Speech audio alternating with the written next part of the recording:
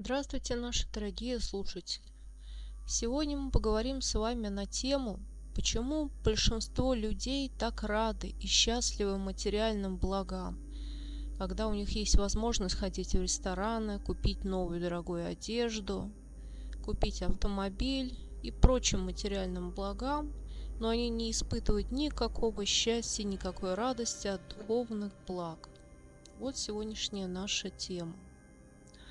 Что означает счастье для тебя?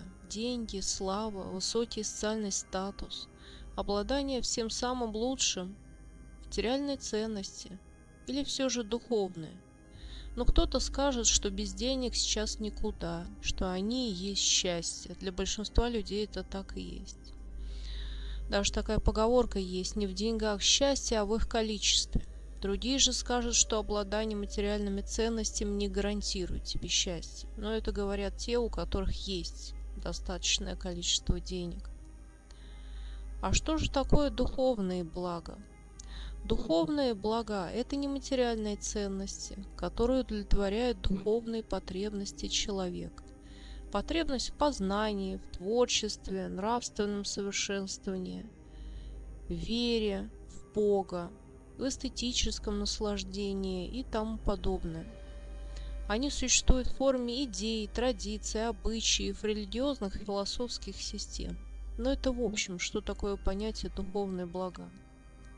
Сюда же входит у нас и вера, молитва, участие в богослужениях, которые удовлетворяют духовные потребности, дают утешение, смысл жизни, чувство связи с чем-то высшим. Мораль и нравственность тоже входят в духовные блага. Нравственные и моральные ценности, что это такое? Добро, справедливость, милосердие, совесть, чувство долга, которые регулируют отношения между людьми и формируют основу этики. И все-таки большинство радуются, как дети маленькие, материальным благам, скидкам в магазинах, одежды, походы в бары, в рестораны, пустым знакомством радуются и прочее, все, что в иной мир мы с вами не унесем. На сегодняшний день установка мира такова: без денег ты никто. Так что же дают материальные блага на сегодняшний день по психологии большинства людей? Во-первых, это базовые потребности в приоритете. Пока человек не закрыл самые насущные вопросы: выжить, обезопасить себя и близких, у него просто может не быть ресурса и мотивации думать о чем-то возвышенном, о духовном. Когда базовые нужды уже удовлетворены, появляется пространство для других интересов. Но и тогда на первый план могут не выйти духовные ценности, об этом мы поговорим позднее. Второе, что нам дает материальные блага на сегодняшний день. В нашем мире очень много внимания уделяется материальному успеху, таким понятиям как статус, мотивация, бренды, демонстративное потребление, реклама, средства массовой информации, социальные сети. Они подталкивают связывать счастье и успех именно с обладанием вещами, тряпками, деньгами. В такой среде очень легко воспринимать материальное как главную цель жизни, как смысл жизни. Третье – это социальное сравнение. Часто желание получить материальный статус, оно подпитывается сравнением себя с другим. Ты видишь, что у окружающих есть определенные вещи, которые тебе тоже нравятся. Человек испытывает зависть и стремление догнать, и это снова смещает фокус на приобретение, на материальные блага. Четвертое. Очень важную роль играет личный опыт и воспитание. То, что нам прививают в семье, какие ценности транслирует окружение.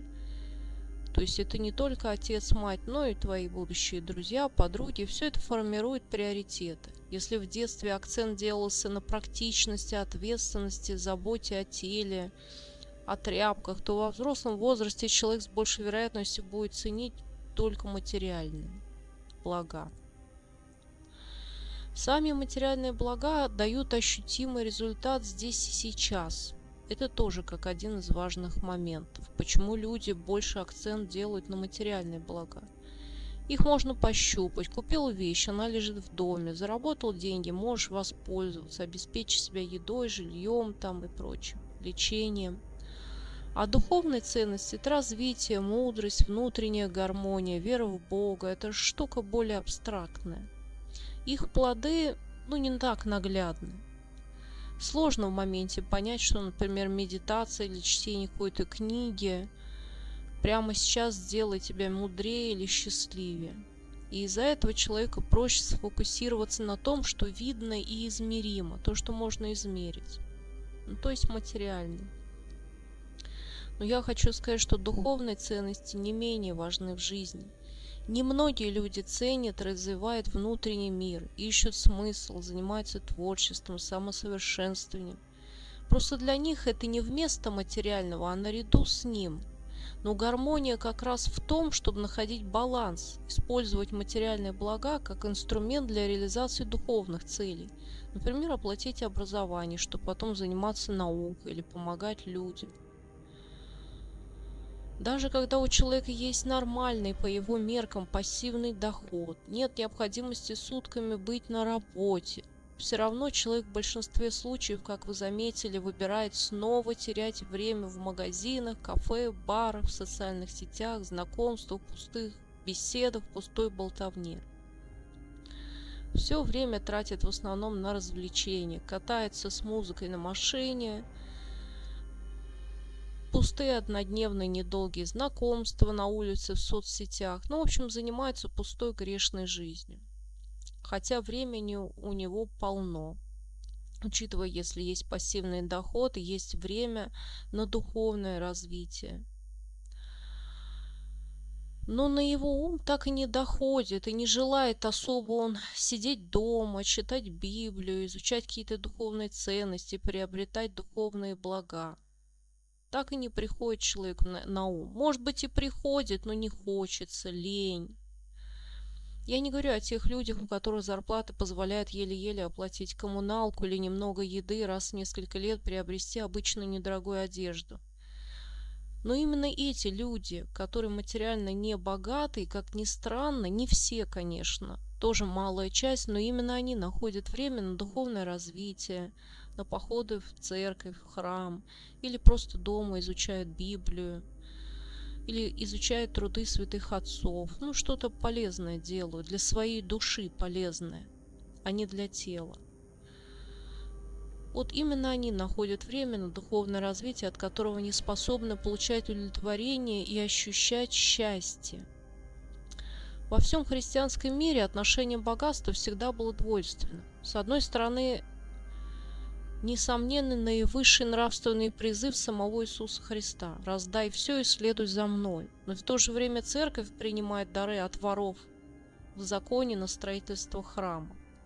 То есть тоже хочет улучшить вид храма, разбогатеть. И для себя также за счет пожертвования приобретает дорогие машины, дома, тряпки, одежду. Также сидят в ресторанах, выпивают те же самые священники. Тут как бы критиковать людей за их бездуховность было бы очень странно. Если священники бегут за материальным, что говорить о людях, которые не служат в храмах, это не является их профессией. В основном люди вспоминают Бога, когда им плохо, они лишились материальных богатств, сильно заболели, или у них несчастье с их близкими случилось, и вдруг они вспомнили о Господе Боге. У многих людей, смотря на примере других и тех же самых священников, очень слабо развита духовность внутренняя. Кругом, в средствах массовой информации, на улице, друзья, знакомые, вот все эти примеры, и родители, все только обсуждают тряпки, одежду, кто как живет, кто с кем живет, работает, зарплату, успех, мотивация и прочие житейские темы. В беготне за достатком человек уже совсем не думает о духовном, да ему оно и не интересно. Когда случится какая-то беда, тогда, может, вспомнит Бога. А пока, читая Библию или слушая что-то чистое, духовное, большинству становится просто скучно. У людей видно, что на лицах у них холод, что им не интересна духовная тема. Когда мы знакомимся с какими-то людьми, большинство людей о чем рассказывают? Как они с кем-то гуляли, выпивали, как они кого-то грабили, не знаю, воровали, хвалятся какими-то хитрыми схемами, преступными обманом мужчин, женщин. Не знаю, как они кинули какую-то фирму. Ну о чем все разговор? Какое окружение? Ну вы сами понимаете. А какие видео люди любят смотреть в интернете? Это пляски, танцы, разврат, новости, новости, политику еще можно как-то посмотреть без перебора. Но в основном это танцы, разврат, крайне редко какие-то духовные каналы смотрят. И то начинают смотреть, а дальше уже переключать на какой-то развлекательный канал. Зато при виде какой-то машины или денег глаза у людей горят огнем счастья и любви к этому материальному. К сожалению, большинство людей следуют за толпой. Как мыслит, чем живет толпа, их родители. Тряпками, машины, тем же живут их дети, внуки и друзья. Круг общения, интересы очень многое определяет.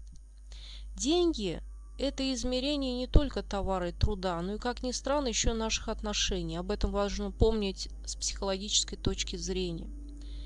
Иногда мы хотим отблагодарить человека деньгами в ответ за то, что он оказал нам какую-то услугу важную, но в основном это взятки. Чаще всего этого требует от нас другой человек, который оказывает нам услугу. Большинство людей, практически все, фальшиво дружат, фальшивые отношения строят именно с теми, у кого есть эти деньги. То есть по выгоде, по расчету. Все это вам знакомо. И вся любовь и дружба заканчивается, как только уменьшается количество денег. Или у вас появились какие-то проблемы, или вам самим уже нужны деньги. У всех сразу один и тот же ответ, что «а я недавно взял кредит», «а вот у меня недавно украли деньги» и тому подобное вранье. Какая же мерзость творится в головах большинства людей? Как они оценивают, с какой точки зрения оценивают дружбу, отношения, вообще все, что должно быть прекрасно. Вы знаете, мы уже горим в аду на этой земле, вот с такой психологией, с таким мышлением и счастьем на все 145 зубов от покупки тряпок, машин, квартир, золота, от походов в ресторане и прочей мирской пустоты, от этого барахла. Одним словом можно назвать, что все, что есть, это барахло. В наших жизнях материально выступает категорически против духовного, как дьявол против ангела.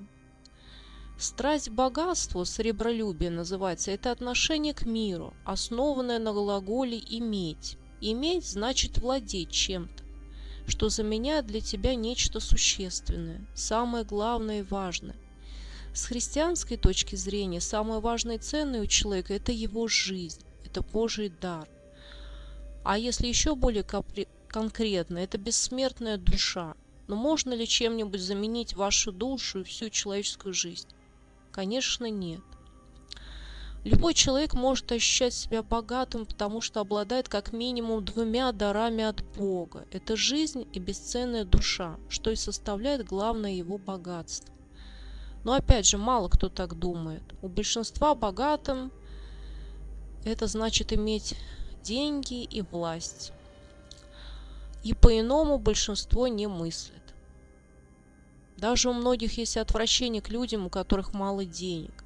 Настолько низменна человеческая природа, что у человека есть отвращение к такому же, как он человек, но у которого просто нету дорогих тряпок, машин и прочей мишуры, барахла.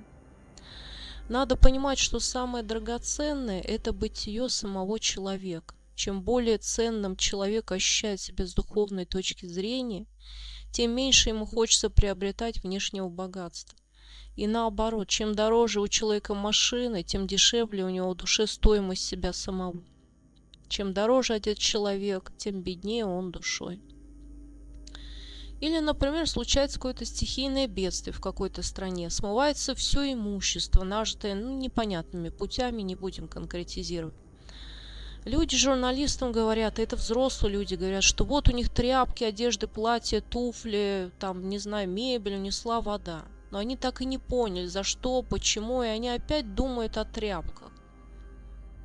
Они даже не думают о том, что они выжили, слава Богу, что они выжили во время этого стихийного бедствия. Они думают о потерянном имуществе, о материальном. Это значит, что у них пустая душа. Тем не менее, они все-таки где-то, когда-то, когда не было стихийного бедствия, они отдаленно все-таки понимали, что все мирское, оно временное, и в любой момент может исчезнуть любыми путями, будь то землетрясение, стихийное бедствие, или кто-то у них украдет, или они разобьются. Все, что они приобретали материальное, это все временное. Где-то, когда-то они это понимали. Но в основном об этом они не думают. Люди соревнуются друг с другом в этом, у кого богаче, дороже одежда, мебель, машина. Все построено на зависти, мерзость, как низко пали люди. И это уже давно происходит, испокон веков. А вот как ни странно, в более бедных странах Африки, это не относится ко всем людям, но большинство людей в странах Африки, они рады и воде. У них проблема с водой, рады чистой воде. Немного еды, какая-то там поношенная одежда, и у них уже улыбки до ушей. Так в чем же причина, почему люди рады материальному, но абсолютно не ощущают счастья от духовного? А это малодушие, вот причина радости только материальной. В религиозном, например, христианском понимании малодушие может рассматриваться как немощь души, нерешительность в следовании заповедям, да и нежелание следовать этим заповедям. Все красиво говорят, все знают эти заповеди, но кто их соблюдает на деле? Только красивые, пустые, воздушные слова. Малодушие – это также и потеря твердости духа в испытаниях, гонениях, в скорби. В библейских текстах оно иногда трактуется как проявление неверия или маловерия, малодушия. Все говорят о заповедях, но кто их соблюдает? Каждый раз приходит дьявол в виде искушения. Только сел почитать Библию, тут же звонки непонятных людей, пойти провести время впустую, то есть отойти от Бога. Пойти где-то погулять, с кем-то познакомиться, и тут же человек забывает о духовном, что он только что открыл книжку, начал читать Библию или еще какой-то святых книг, их полно, много.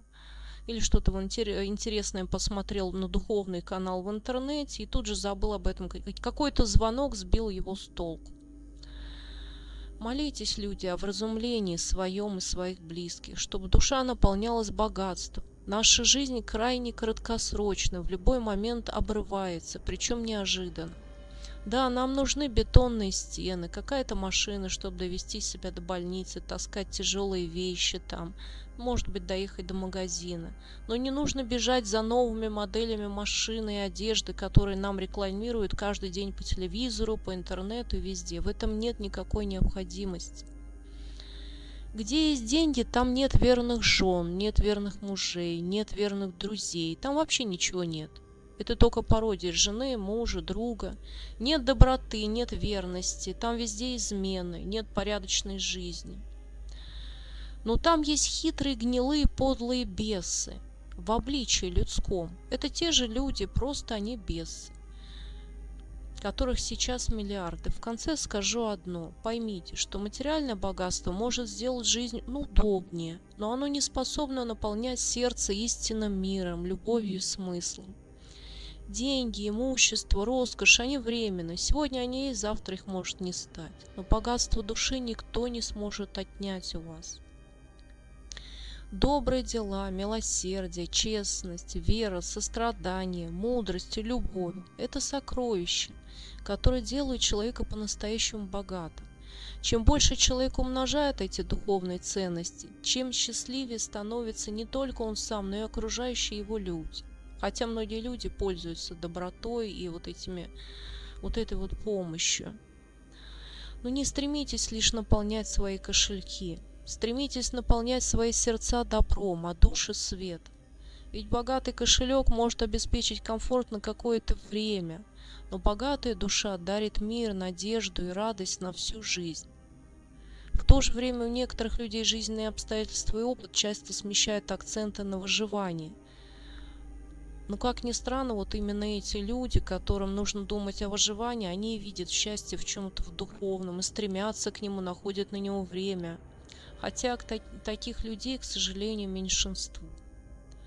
Пусть главным стремлением каждого человека станет не накопление земных сокровищ, а умножение сокровищ души, потому что именно духовное богатство остается с человеком. определяет его поступки и делает его наследие вечным. Обычно богатый человек не способен на добрые поступки, он слаб. У него есть деньги, власть, но он духовно слаб. Как человек он слаб и беден, он не способен на доброту. И все, что он делает для кого-то, и вам кажется, что это доброта, нет. Здесь есть прямой расчет. Что-то завтра от вас он снова потребует или совершит какую-то гадость. Они не способны на сильные поступки. На доброту способен только сильный человек, но он может быть беден финансово. Не забывайте, дорогие наши братья и сестры, что мы все не бессмертны, и материальные богатства нам с вами не унести с собой. Какими вас запомнят и будут ли помнить вообще, думайте сами, решайте сами, для кого, для чего вы живете эту временную жизнь. Будьте просто счастливы и делайте счастливыми других. Благодарю вас.